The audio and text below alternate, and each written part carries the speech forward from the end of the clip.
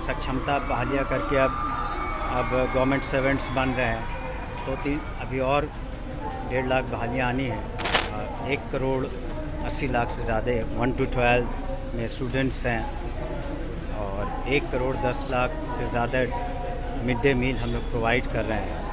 तो चुनौतियाँ बहुत हैं, इंफ्रास्ट्रक्चर में सुधार करना है, लेकिन साक्षरता में भी बहुत सुधार आया। जो पहले 2001 में 34% था, आज महिलाओं का 75% हो गया। जी आप सभी को नमस्कार। हम बधाई देना चाहेंगे उन सभी शिक्षकों को जिन्हें आज राजकीय पुरस्कार से हम लोगों ने सम्मानित किया। जैसा कि हमने अपने भाषण में बताया, माननीय नीतीश कुमार जी के नेतृत्व में जो हमारी सरकार चल रही है, शिक्षा पर हम लोगों का विशेष ध्यान है। कैसे शिक्षा में और उत्कृष्टता लाई जाए और ताकि बिहार का और इन बच्चों का भविष्य उज्ज्वल हो। तो चाहे वो प्राइमरी एजुकेशन हो, सेकेंडरी हो, हायर एजुकेशन हो, हम लोग निरंतर प्रगति कर रहे हैं। और जैसा कि हमने बताया कि हमारा बजट भी 20% करीब, जो हमारा एनुअल बजट उसका 20% शिक्षा विभाग का है।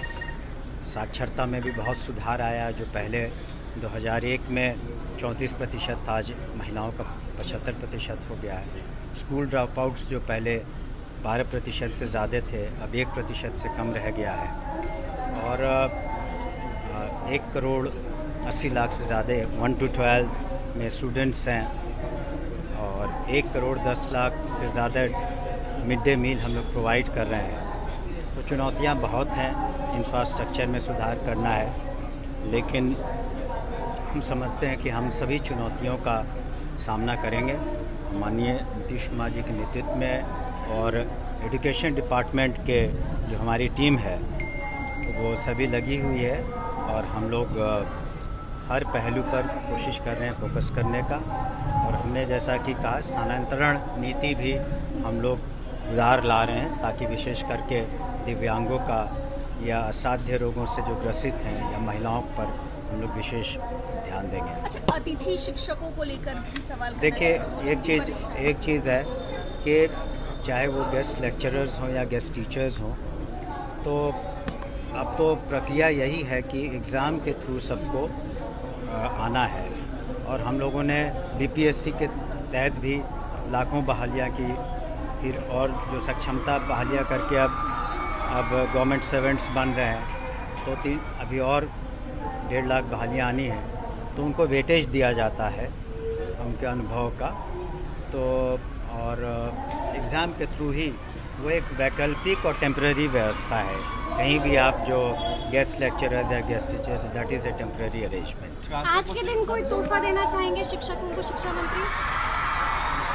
हम तोहफा यही देना हमारी शुभकामनाएं हैं उनके साथ, और निश्चित रूप से वो तोहफा उन्हें देना चाहिए कि बिहार का जो भविष्य है या देश का भविष्य है, ये जो बच्चे उनको और बेहतर बना सके, ताकि वो भविष्य में एक अच्छे नागरिक भी हो सके और जो वैल्यू बेस्ड एजुकेशन में वो अपना सहयोग दें। सर, ट्रांसफ़र को लेकर के उम्मीद कब तक है? कब तक कोई तारीख? इस महीने के अंत तक पॉलिसी आ जाएगी।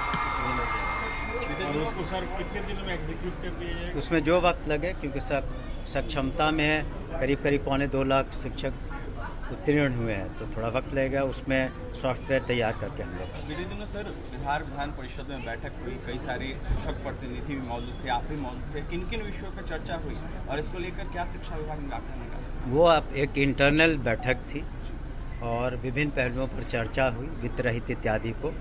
और हम लोग जो वित्त रहित थे अगले 2 साल का रिलीज़ भी कर रहे हैं। और भी कुछ मुद्दे थे, उस पर हमने यही आश्वासन दिया कि सभी मुद्दों पर, वो भी जनप्रतिनिधि हैं जो ग्रेजुएट कंस्टिट्यूएंसी से आते हैं, उन्होंने समस्याएं रखी हैं हम लोग के सामने, और हम लोग बिल्कुल सकारात्मक रूप से जहाँ तक हो सकेगा, निश्चित रूप से बिल्कुल ऑब्जेक्टिवली उन समस्याओं का निराकरण करने की कोशिश करें। थर्ड फेज की बहाली का रिजल्ट कब तक आएगा सर? वो तो कमीशन को करना है, लेकिन हम लोगों ने उनसे अनुरोध किया जल्द से जल्द। डोमिसाइल को लेकर कोई विचार हो रहा है? टाइमिंग की भी बात हुई थी। नहीं, फिलहाल वो जो राइट टू एजुकेशन एक्ट है उसे भी हमें देखना पड़ेगा। डोमिसाइल में नहीं, यहाँ अधिकांश लोग तो बिहार के ही हैं जो पास कर रहे हैं परीक्षा, बाकी हम लोग उस पर तत्काल ये नहीं